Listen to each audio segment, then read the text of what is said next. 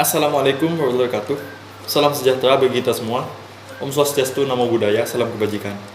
Perkenalkan, saya Ali Masud Ramadan, Prodi Manajemen Fakultas Ekonomi dan Bisnis Universitas Trunojoyo Madura. Yang terhormat Ibu Ida Wahyuliana, SHMH, selaku dosen mata kuliah Pendidikan Pancasila. Pada kesempatan kali ini saya akan membacakan tugas untuk pertemuan ke-6, yakni Pancasila sebagai sistem filsafat. Jika dilihat dari definisinya, filsafat merupakan bentuk kata Arab, yaitu falsafah.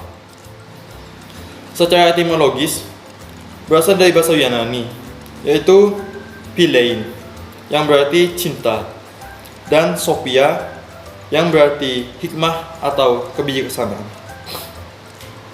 Jadi, filsafat secara etimologis berarti cinta kebijaksanaan.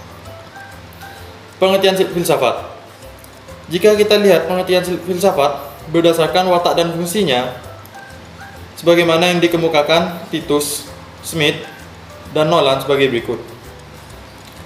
Secara informal, filsafat adalah sekumpulan sikap dan kepercayaan terhadap kehidupan dan alam yang biasanya diterima secara tidak kritis. Lalu secara formal, filsafat adalah suatu proses kritik atau pemikiran terhadap kepercayaan dan sikap yang sangat dijunjung tinggi. Secara komprehensif, filsafat adalah usaha untuk mendapatkan gambaran keseluruhan. Secara analisis linguistik, filsafat adalah analisa logis dari bahasa serta penjelasan tentang arti kata dan konsep. Kemudian, aktual fundamental. Filsafat adalah sekumpulan problematik yang langsung mendapat perhatian manusia dan dicarikan jawabannya oleh ahli-ahli filsafat. Kemudian, sifat Pancasila sebagai sistem filsafat. Yang pertama yaitu bersifat koheren. Artinya, berhubungan satu sama lain. Secara runtut, tidak mengandung pernyataan yang saling bertentangan di dalamnya. Lalu bersifat menyeluruh, artinya mencakup segala hal dan gejala yang terdapat dalam kehidupan manusia. Pancasila sebagai filsafat hidup bangsa merupakan suatu pola yang dapat mewadahi semua kehidupan dan dinamika masyarakat di Indonesia. Lalu bersifat mendasar, artinya suatu bentuk perenungan mendalam yang sampai ke inti mutlak permasalahan, sehingga menemukan aspek yang sangat fundamental. Lalu bersifat spekulatif, artinya buah pikir hasil perenungan sebagai peranggapan yang menjadi titik awal, yang menjadi pola dasar berdasarkan penalaran logis, serta pangkal tolak pemikiran tentang sesuatu.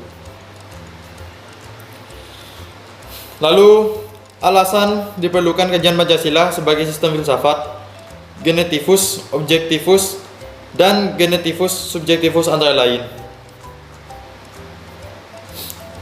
Yang pertama, genetivus objektivus, yaitu 1. Nilai-nilai Pancasila dijadikan sebagai objek yang dicari landasan filosofinya, berdasarkan sistem-sistem dan cabang-cabang filsafat yang berkembang di Barat. Yang kedua, misalnya, Noto Nagoro menganalisis nilai-nilai Pancasila berdasarkan pendekatan substansialistik filsafat Aristoteles, sebagaimana yang terdapat dalam karyanya yang berjudul Pancasila Ilmiah Populer. Yang ketiga, Dwi Jarkara menyoroti nilai-nilai Pancasila dari pendekatan eksistensialisme religius, sebagaimana yang diungkapkannya dalam tulisan yang berjudul Pancasila dan Religi.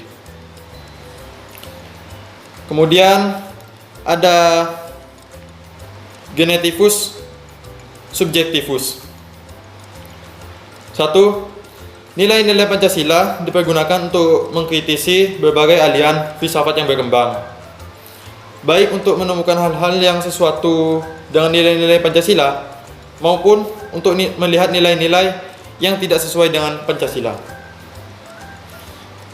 Kedua, selain itu, nilai-nilai Pancasila tidak hanya dipakai dasar bagi pembuatan peraturan perundang-undangan, tetapi juga nilai-nilai Pancasila harus mampu menjadi orientasi pelaksanaan sistem politik dan dasar pembangunan nasional. Lalu landasan ontologis Pancasila. Landasan ontologis Pancasila artinya sebuah pemikiran filosofis atas hakikat dan raison d'être sila-sila Pancasila sebagai dasar filosofis negara Indonesia. Ontologi membahas tentang hakikat yang paling dalam dari sesuatu yang ada, yaitu unsur yang paling umum dan bersifat abstrak, disebut juga dengan istilah substansi. Menanya tentang proses terbentuknya prinsip-prinsip dalam sila-sila Pancasila itu dalam kehidupan. Kemudian ada landasan epistemologis Pancasila. Istilah epistemologi terkait dengan sarana dan sumber pengetahuan atau knowledge. Epistemologi adalah cabang filsafat pengetahuan yang membahas tentang sifat dasar pengetahuan, kemungkinan, lingkup, dan dasar umum pengetahuan. Landasan epistemologis Pancasila artinya nilai-nilai Pancasila digali dari pengalaman atau empiris bangsa Indonesia, kemudian disintesiskan menjadi sebuah pandangan yang komprehensif tentang kehidupan bermasyarakat, berbangsa, dan bernegara. Landasan aksiologis Pancasila. Istilah aksiologis terkait dengan masalah nilai atau value, menegaskan bahwa nilai itu merupakan kualitas yang tidak real karena nilai itu tidak ada untuk dirinya sendiri. Ia membutuhkan pengembangan untuk berada.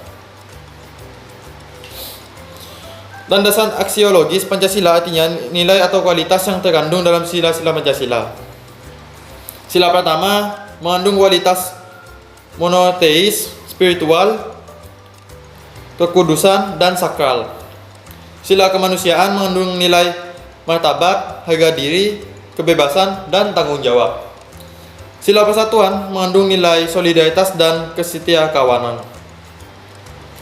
Sila keempat mengandung nilai demokrasi, musyawarah, mufakat, dan berjiwa besar. Sila keadilan mengandung nilai kepedulian dan gotong royong. Kemudian esensi hakikat Pancasila sebagai sistem filsafat. 1. Hakikat sila ketuhanan terletak pada keyakinan bangsa Indonesia bahwa Tuhan sebagai prinsip utama dalam kehidupan semua makhluk. 2. Hakikat sila kemanusiaan adalah manusia monopluralis yang terdiri atas 3 monodualis, yaitu susunan kodrat atau jiwa raga, sifat kodrat makhluk individu sosial, kedudukan kodrat atau makhluk pribadi yang otonom, dan makhluk Tuhan atau notonagoro. 3. Hakikat sila persatuan terkait dengan semangat kebangsaan. Rasa kebangsaan terwujud dalam bentuk cinta tanah air.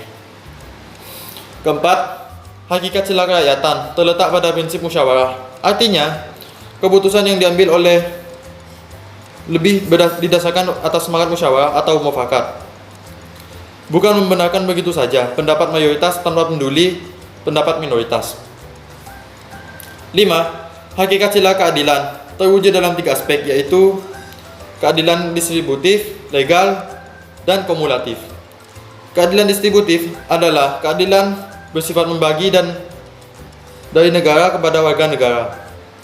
Keadilan legal adalah kewajiban warga negara terhadap warga atau dinamakan keadilan bertaat. Keadilan kumulatif adalah keadilan antara sesama warga negara. Lalu yang terakhir, urgensi Pancasila sebagai sistem filsafat. 1. Meletakkan Pancasila sebagai sistem filsafat dapat memulihkan harga diri bangsa Indonesia sebagai bangsa yang merdeka dan politis, yuridis, dan juga merdeka dalam mengemukakan ide-ide pemikirannya untuk kemajuan bangsa, baik secara material maupun spiritual. Yang kedua, Pancasila sebagai sistem filsafat membangun alam pemikiran yang berakar dari nilai-nilai budaya bangsa Indonesia sendiri, sehingga mampu dalam menghadapi berbagai ideologi dunia. Baik, cukup sekian dari saya, kurang lebih mohon maaf. Terima kasih. Wassalamualaikum warahmatullahi wabarakatuh.